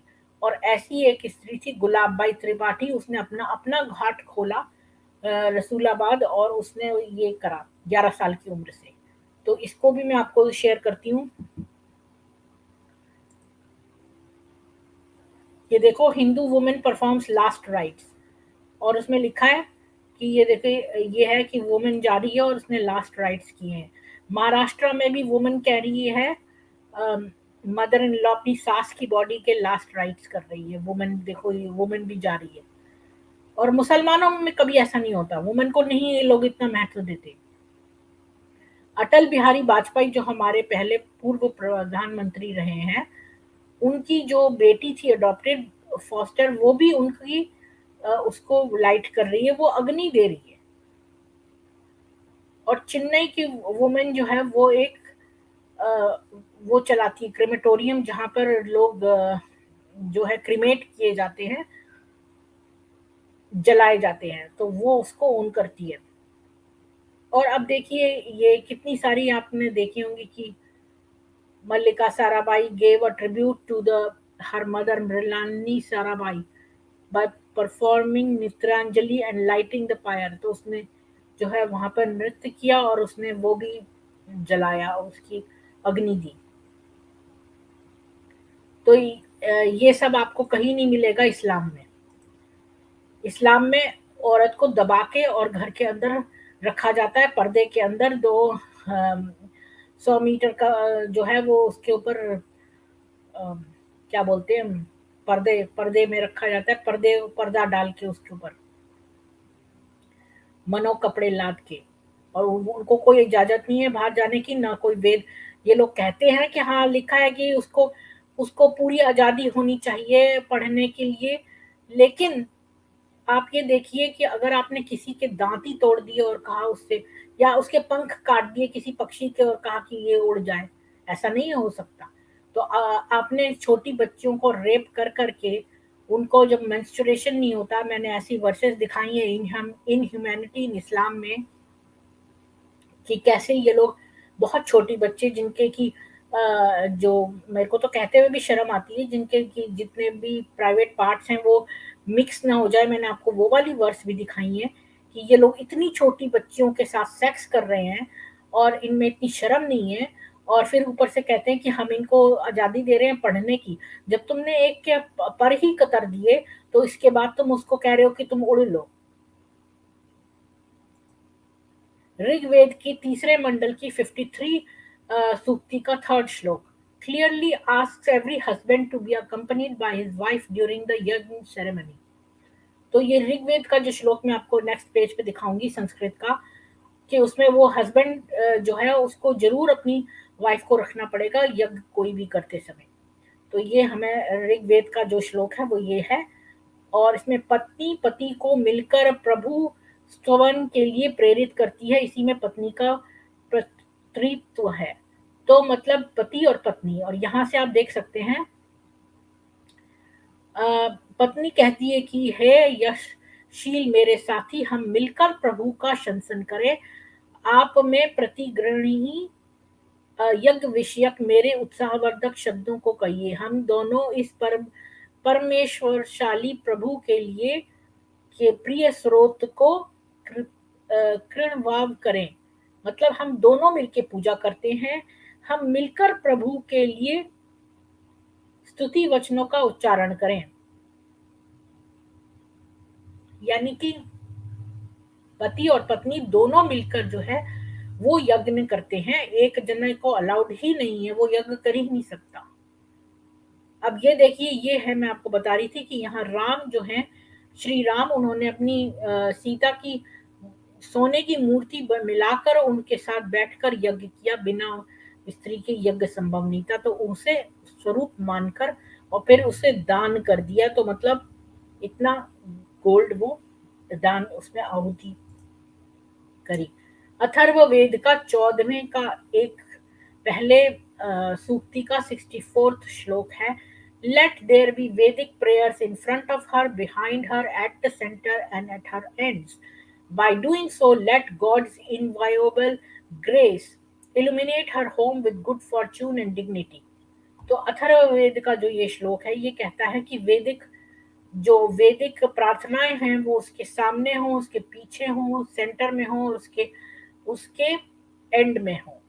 और इससे जो है गॉड की ग्रेस जो है हमारे पूरे घर को प्रकाशमान करेगी और हमें अच्छा प्रॉस्पेरिटी लाएगी और हमें गुड फॉर्च्यून लाएगी। तो यहाँ लिखा है, नववधू को वह घर प्राप्त हो जहाँ सब प्रभु का स्मरण करने वाले लोग हों, जिस घर में रोग नहीं, जिस घर में लोग देववृत्ति के हैं, यहाँ यह कर्तव्य परायण सुखी जीवन वाली होए। और इससे आपको पता चलता है कि ये नववधू भी जिस घर में जा रही है वहां सब कुछ वेद वाला हो और प्रभु को याद करने वाला हो, ताकि उसके प्रकाश से और उसकी ब्लेसिंग से उनका घर जो है सुखमयी रहे। ऋग्वेद का 8.33 का 19 श्लोक है, a woman can be Brahma, स्त्री ही ब्रह्मा विभु विदाहा, मतलब स्त्री ही ब्रह्मा है। ये कैसे हम देखते हैं कि निरी निरी निर्भिमान वैशालीन स्त्री ही गृहस्थ यज्ञ की ब्रह्मा बनती है। तो निराभिमान मतलब जिसके अंदर अभिमान न हो, जो शालीन हो, ग्रेसफुल, वही जो गृहस्थ का यज्ञ है उसकी ब्रह्मा है, वो उस यज्ञ की ब्रह्मा है। गृहस्थ यज्ञ को यही निर्दोष व निर्विघ्न बनाकर पूर्ण करती है। इसे नम्र होना चाहिए, सभ्य चाल वाली होना चाहिए तथा ठीक से वस्त्रों को धारण करना चाहिए। तो यानी ये गृहस्थ युग की ब्रह्मा है और यही उसकी कर्ता धर्ता है, और इसे जो है किस तरह अच्छे स्वभाव का और अच्छे वस्त्र धारण करने वाली होना चाहिए। अब देखिए आप महाकाव्य, यानी कि हमारे महाभारत और रामायण ये हमारे महाकाव्य हैं, इसमें क्या एग्जाम्पल्स हैं। उद्योग पर्वा 190 का 18, अत्र सिद्धा शिवा नाम ब्रह्मणी वेदा परागहा। अ ब्राह्मण लेडी जो थी, जो शिवा के नाम की थी, वो स्कॉलर थी वेदास की और उसे मोक्ष प्राप्ति हुई। एक नॉन ब्राह्मण लेडी थी जो द्रौपदी नाम था उसका, और वो भी वेदों की विज्ञाता थी। और आचार्य माधव जो है महाभारत तत्पर निर्णय कहते हैं, वेदाश्चपा उत्तम उत्तम स्त्री भीति कृष्णताभिरीहा अखिलाहा लाइक द्रौपदी। यानी कि द्रौपदी जो एक नॉन ब्राह्मण थी उसकी तरह से लोग वेद पढ़ें, ऐसा ये कहते हैं आचार्य माधव। वाल्मीकि रामायण में सुंदर कांड में 53 मंडल के 23 वर्ष में वैदेही शोक संतापा उताशन मुपागतम, मतलब कि दुखी सीता जो है वो हवन करती है। संध्या काल में संध्या वर्तन वरावरणी, सीता वोड कर्म the river to perform sandhya with pure water. तो वो वैदिक हिम्स रिसाइट करती थी और संध्या वंदन करती थी, संध्या की पूजा करती थी।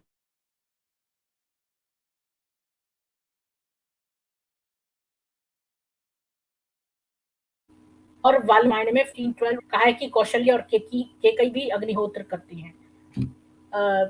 तो ये तो मैंने पहले ही आपको दिखाया था कि कौशल्या का तारा और सीता करती थी, और इसमें केकई के बारे में भी दिया है और बाली की बारे में भी दिया है। ये रिपीटेड स्लाइड है। पुराण में, विष्णु पुराण में 1 से 10 तक और 18-19, और मर्कंड्य पुराण में 52 और ब्रह्म वैवर्ता पुराण में 14 से 65, इसमें भी दिया है कि विमेन जो है वो करती हैं वैदिक रिचुअल्स। अब Rigveda 1.146.3, yajman performer of yajna and his wife are two equal sermonizing the Vedas. तो इसमें कह रहे हैं कि जो जो पुरुष और स्त्री दोनों एक समान हैं जो कि वेद के रिचुअल कर रहे हैं। ये हम देखते हैं इस संस्कृत श्लोक से जो ऋग्वेद का है। इसमें दिया है, पति पत्नी को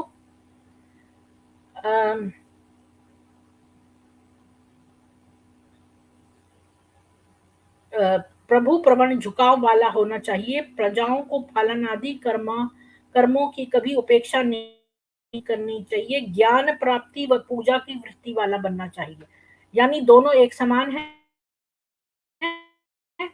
और क्योंकि यहाँ मैंने इसमें भावार्थ में केवल अर्थ दिया होता है, हर एक चीज का अगर आपको अर्थ देखना है लिटरल ट्रांसलेशन तो ऊपर से पढ़िए। एक घर में पति पत्नी दोनों समान प्राणित करने वाले, वेद ज्ञान का उपदेश करने वाले, प्रभु की ओर मिलकर चलने वाले होते हैं। तो यही इसी से पता चल गया कि दोनों ही एक समान होते हैं और वेद ज्ञान का उपदेश करने वाले और मिलकर चलने वाले होते हैं।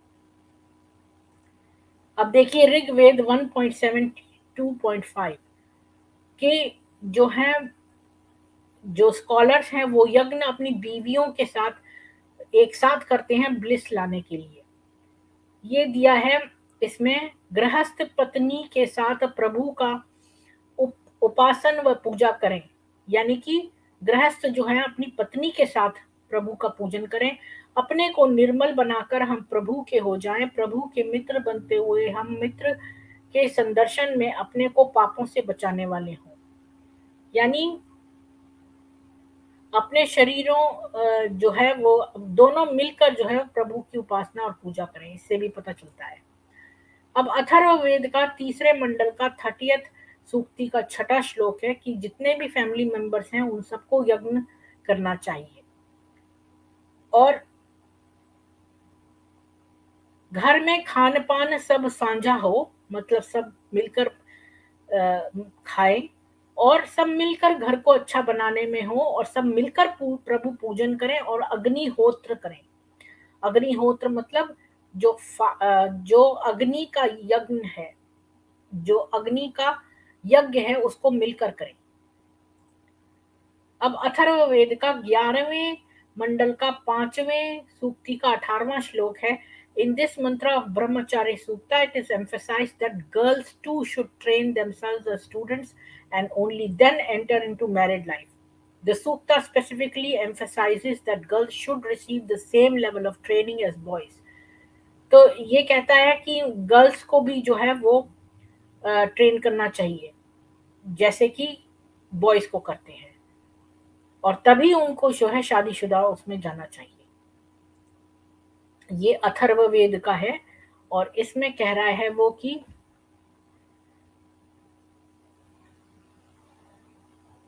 तो ब्रह्मचर्य के दीप्ति निर्दोषता व शरीर के अवयवों का ठीक से कार्य करते रहना ये लाभ है, अतः इसका महत्व स्पष्ट है। तो ये आपको बस यही एक ही उसमें अर्थ बता रहा है, पर अगर आपको डिटेल में पढ़ना है तो आप यहाँ देखिए कि जितेंद्रिय बनकर ब्रह्मचर्य के द्वारा जितेंद्रिय बनकर शरीर रक्षण के द्वारा कन्या एक दीप्त जीवन वाली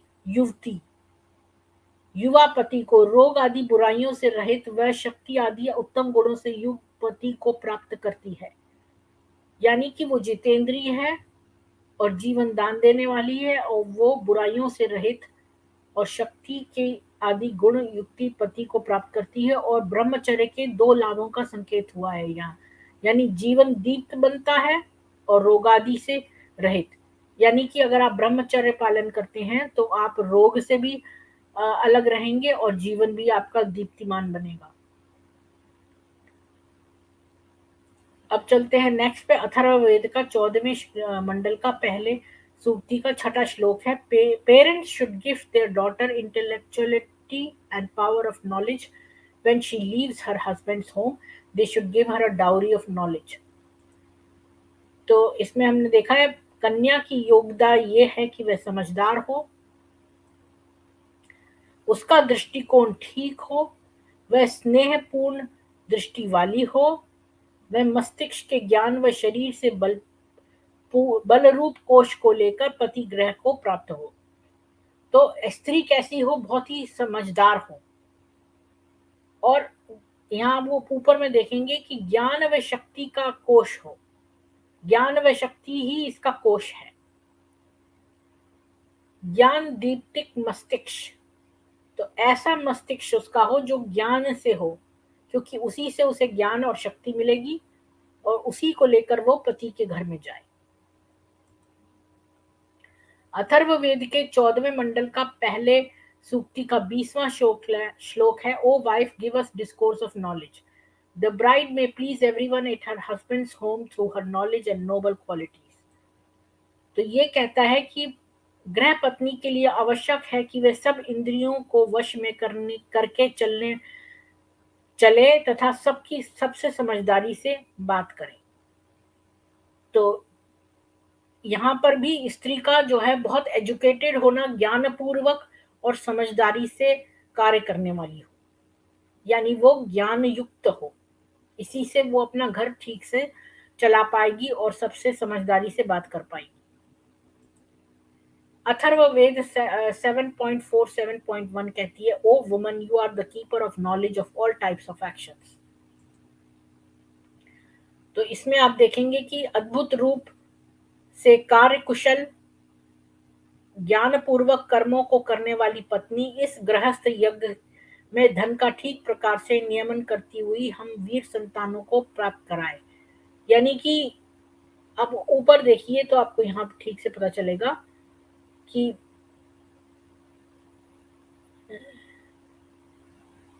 इस गृहस्थ यज्ञ में पुकारता हूँ। गृहस्थ यज्ञ जो है वो दोनों मिलके करते हैं। उत्तमता से पुकारने योग्य वह पत्नी न हमारे लिए सबसे वर्ण की योग्य ऐश्वर्य को प्राप्त कराए। तो जो अगर वो योग्य स्त्री होगी तो उससे घर में संपन्नता आएगी, और अगर वो ज्ञान पूर्वक कर्म करने वाली होगी तो गृहस्थ यज्ञ का धन ठीक प्रकार से नियमित कर होगा। तो अगर वो बेसिकली ज्ञान पूर्वक होगी तो वो घर की बजटिंग अच्छी कर लेगी। Atharvaveda 7.4 7.2 O woman, you know everything. Please provide us strength of prosperity and wealth. तो इसमें वो कह रहा है, उत्तम ग्रह पत्नी वही है जो कार्य कुशलता, दिव्य गुणों व निरोगता को धारण करने वाली तथा प्रभु स्तवन की वृत्ति वाली हो, वह यज्ञों का सेवन करती हुई प्रभु की पुकार को सदा स्मरण करे, यह हमारे लिए धनों का पोषण करे। यानी कि ये वही चीज दोबारा से रिपीटेड है कि यहाँ पर उत्तम पत्नी कौन है, जो बहुत ही कार्यकुशल हो, दिव्य गुणों से युक्त हो, निरोगता हो और ज्ञान ज्ञान वर्धक हो, और वो प्रभु को मानने वाली हो और यज्ञों का सेवन करती हो, यानी यज्ञ करती हो और प्रभु को स्मरण करे, और इससे ये हमारे धनों का भी पोषण करे। तो ये हमारे घर की फैमिली में मनी मैनेजमेंट करे और बहुत ज्ञानवर्धक हो और हवन वगैरह यज्ञ करे। अथर्ववेद का 7th मंडल का 48 सूक्ति का दूसरा श्लोक है, O woman please provide us with wealth through your intellect. तो वो वही चीज को कह रहा है कि पत्नी को पूर्ण चंद्रमा के समान शोभा वाला होना चाहिए, वह अपनी उत्तम मृत्युओं से सब वसुओं को जुटाने वाली हो। तो यहां से हम पढ़ सकते हैं कि चंद्रमा के समान अथवा प्राप्त करने वाली ग्रह पत्नी जो उत्तम माताएं हैं, उत्तम सौंदर्य का निर्माण करने वाली, जिन सुमतियों से तेरे लिए आवश्यक धनों को प्राप्त कराने वाले इस पति के लिए निवास के लिए सब पदार्थों को देती है। पति धन प्राप्त कराता है, पत्नी उस धन का सदुपयोग करती हुई वसुओं को उपस्थित करती है, तभी स्मृतियों के साथ प्रशस्त मन वाली होती है। समीपता उससे समीपता प्राप्त हो, उत्तम सौभाग्य संपन्न पत्नी हजारों प्रकार से पोषणों को प्राप्त कराने वाली हो और सुभगा होती हुई इस घर को सौभाग्य संपन्न बना। तो वही चीज को डिफरेंट तरीके से और महत्व दिया गया, वही चीज कही गई है कि औरत जो स्त्री है उसको बहुत कार्यकुशल होना चाहिए और हजारों पोषणों को प्राप्त कराने वाली होगी वो। अथर्ववेद का 2nd मंडल का 36th सूक्ति का 3rd श्लोक है, may this bride become the queen of the house of her husband and enlighten all.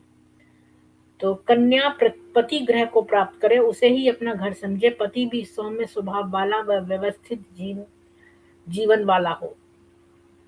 तो वो उस पति के घर को ही अपना घर समझे और उसकी माता को अपनी माता समझे, और ये सब उसमें दिया है कि किस प्रकार से वो ज्ञानी हो, और सौभाग्यवती हो और वही घर को ठीक से चलाएगी। अथर्ववेद का 11वें मंडल का पहले सूक्ति का 17वां श्लोक है। These women are pure, sacred and yajnya, respected as yajna. Ideal time should be spent in acquiring Vedic knowledge. This provide us with subjects, animals and food.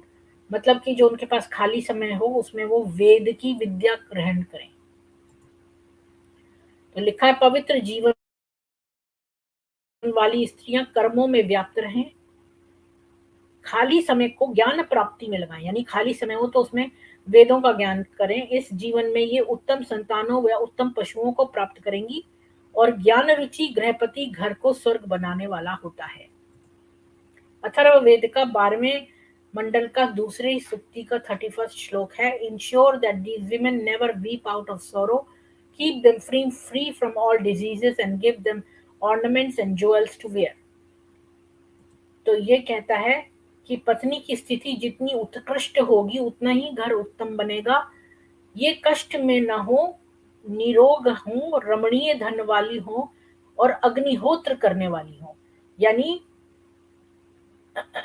अग्निहोत्र यानी कि जो साधनों के साथ यज्ञ करें घी डालकर, और तो अग्निहोत्र यज्ञ करने वाली हो और खाली समय में जो है वो प्रभु के ज्ञान अर्जन करें। अथर्व वेद का 14वें मंडल का सेकंड सूक्ति का 71 श्लोक है। हे wife, I am knowledgeable and you are also knowledgeable. If I am Samaveda then you are Rigveda. ये कहता है पति प्राण है और पत्नी लक्ष्मी। प्राण शक्ति ही शरीर को लक्ष्मी संपन्न बनाती है। पति शांत हो, पत्नी विज्ञान वाली हो, पति द्युलोक के समान ज्ञान दीप्त हो, पत्नी पृथ्वी के समान दृढ़ आधार वाली। ऐसे पति पत्नी ही मिलकर उत्तम संतान को जन्म देने वाले होते हैं। तो कैसे व्यक्ति उत्तम होते हैं कि इसमें पत्नी की तुलना जो है पृथ्वी के समान की गई है कि वो इतनी विज्ञान वाली हो और पृथ्वी के समान दृढ़ हो। तो बहुत ज्ञानी जो होनी चाहिए पत्नी जो है उसे बहुत ज्ञानी होना आवश्यक है। ऋग्वेद का पहले मंडल का 164 सूक्ति का 41 श्लोक है। 1 पदी, 2 पदी और 4 पदी along with Ayurved, Dhanurved, Gandharva Ved, Atharva Ved, in addition with education, Kalp, grammar, Nirukt, astrology, meters, that is the 6 Vedang should be attained by the clear-minded woman, which is equivalent to the crystal clear water, and spread this diversified knowledge among the people. तो ये हम देखेंगे कि परमात्मा में लीन विविध ज्ञानों को हम बनाती हुई वेद माता वेदवाणी शब्द करती है। ज्ञान यहाँ सलिल शब्द में कहा गया है क्योंकि सारे जीवन का अधिष्ठान अंत में परमात्मा में ही होता है। यह वेदवाणी सर्वोत्कृष्ट व्योमन प्रकृति व जीवात्मा के आधारभूत परमात्मा का वर्णन करती है। इस वर्णन को करती हुई कभी एक पदी यानी एक पद वाली होती है अर्थात अद्वितीय परमात्मा का वर्णन करती है। कभी ये वेदवाणी द्विपदी परमात्मा और आत्मा का साथ साथ ज्ञान देती है। कभी यह वेदवाणी 4 रूपों में आत्मा का चित्रण करती है। फिर यह वेदवाणी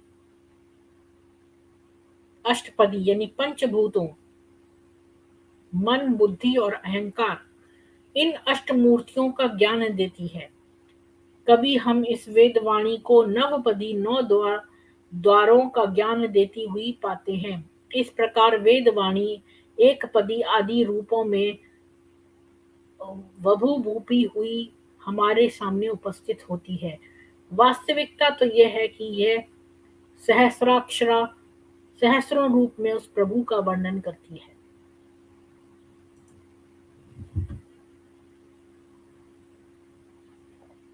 तो ये कुछ साइट्स हैं जहां पर मैंने ये लिया है।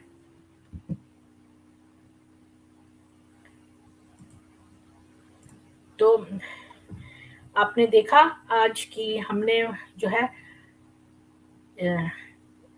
मैंने इतनी देर तक कल इस बारे में पढ़ा कि मैं जो हूँ वो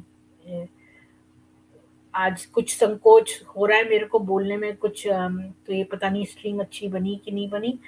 पर मैं यही बताना चाहती थी कि हमने पहले स्टार्ट किया कि वेदों में कैसे जो है हमारे सारे ईश्वर जो हैं वो देवियाँ हैं और वो महिलाएँ हैं, स्त्रियाँ हैं।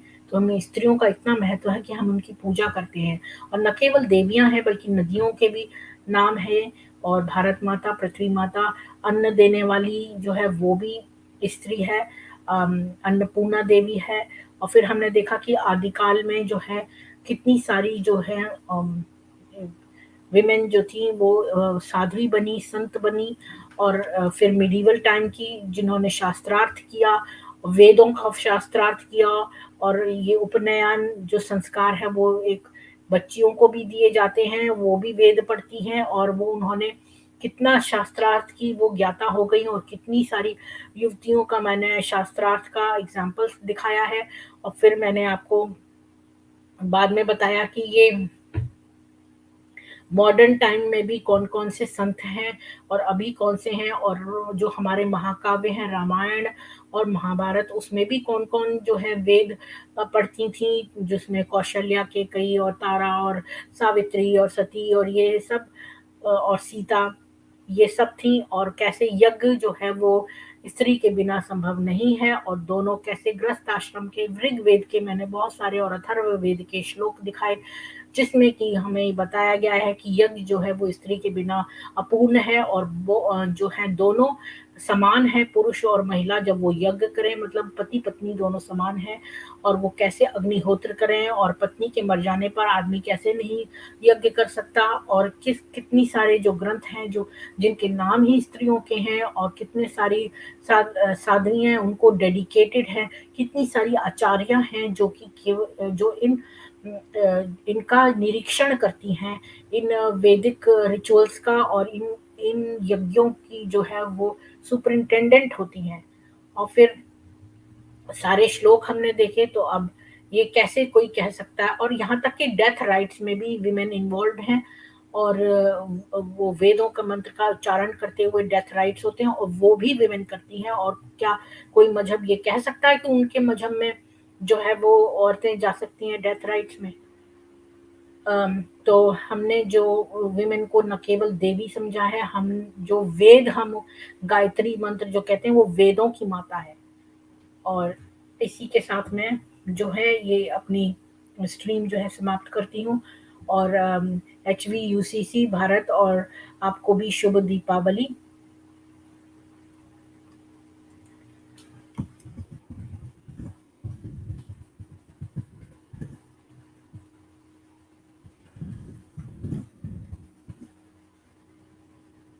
तो अगर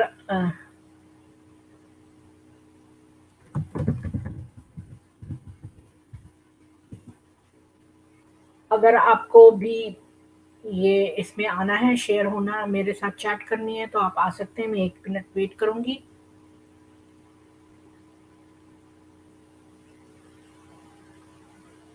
और प्लीज़ लाइक, शेयर और सब्सक्राइब करें, और मुझे श्रमदान करें, यानी 2 लोगों को आगे ये मैसेज आगे दें।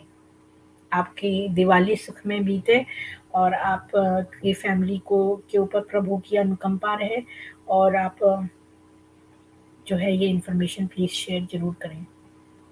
Happy Diwali again. बाय।